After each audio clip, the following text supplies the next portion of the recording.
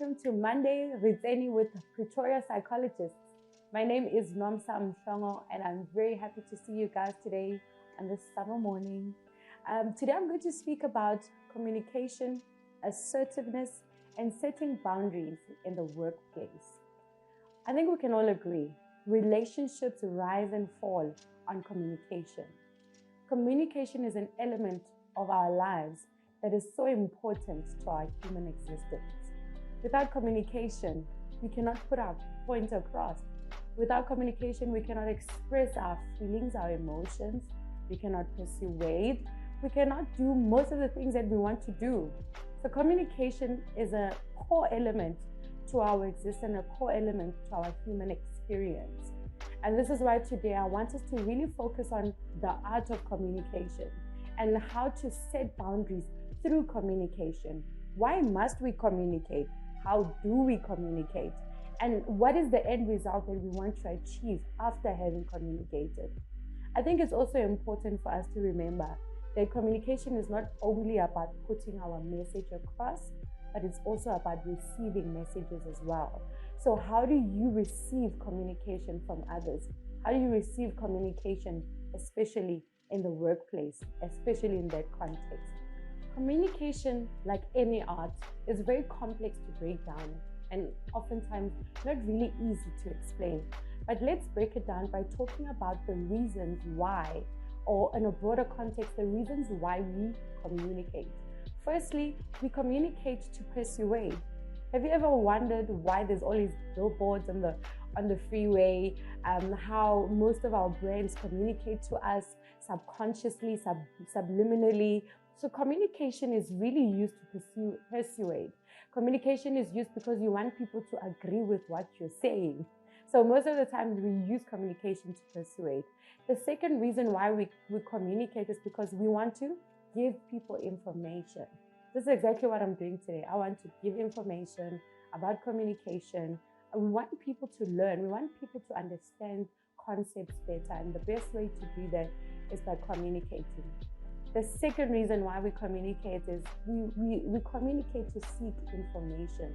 We're saying, have you ever noticed, for example, when a child doesn't understand or an adult doesn't understand, they will communicate and say, I don't understand, please make that clear. What do you mean?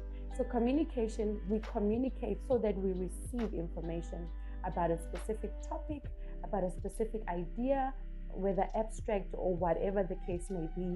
We communicate because we want to receive information.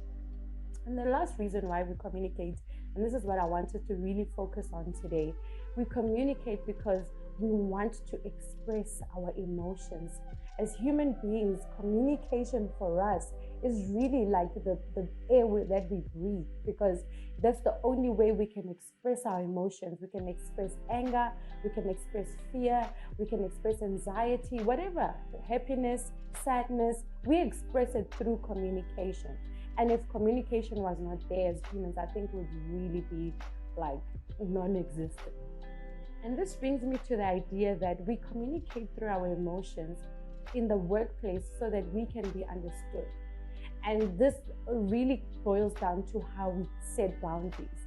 If you cannot communicate in the workplace, you really will suffer. Because if you cannot set boundaries with your employer, you cannot set boundaries with your workmates, or you cannot set boundaries with yourself, workload will get really tiring. What do I mean by this? Maybe you're asking yourself. For example, are you the type of person that takes work home? So you work a 9 to 5, for example. And when you get home, do you take the workload home? Because if you do that, then you're not striking a work-life balance. Or for example, you're taking the work stress home rather. Maybe because there's times where you're tired or you couldn't reach the target that you needed at work and you need to push it at home once in a while. But when you take the work stress specifically home, then your work-life balance is really not in right order. We need to know that work is work. Leave work at work. When you get home, you get a chance to be a mom, a dad, an aunt, whatever it is that you are in your personal space. Do not bring work to home. In that way, you're setting a boundary. You know that my Saturdays, my Sundays, they are strictly for my family. But my Mondays and my Fridays, then I can give it to work. So you need to learn how to strike a balance, a work-life balance, in order for you to have a healthy lifestyle. Setting boundaries is really important. Another way of communicating is by being assertive. How do you become assertive in the workplace? You become assertive by, for example, saying no. Say no. If you feel that the work that you're doing right now or the workload that you have is really a lot, then you need to learn the art of saying no. And this is very important because a lot of us, we are too apologetic with our no's. No, but I'm sorry. No, a no should be a no. Is that right now, this is what I'm focusing on, and this is the workload that I have on my table. Once I am done with this, then I will take on more work. So learn the art of saying no, be assertive. That's how you learn assertiveness, by practicing the art of saying no. How do you set boundaries within the workplace? The first thing that you need to learn is to manage your time and prioritize your work effectively. What do I mean by that? You should know how to manage your workload. If you know that you've got a deadline in the next month or two, then you should work on a daily target to say, okay, today I'm going to achieve 5 points on my target. When you work on a daily basis instead of on a weekly or monthly basis, then you are able to bring down or break down your work to daily activities, and it will help you to mentally feel like you have rewarded yourself. Because if you're going to look at a workload from a broader perspective, it will look too much and it will be very overwhelming. So break down your work on daily activity. Today, I'm doing 5 things on my list. And you tick every list once you're done. When you're done with that list, then you feel good. It boosts your self-esteem and it boosts your mental health. So break down your work in daily activity. And the second thing that you need to do is manage expectations. When we are in the workplace, we've got a lot of expectations to manage.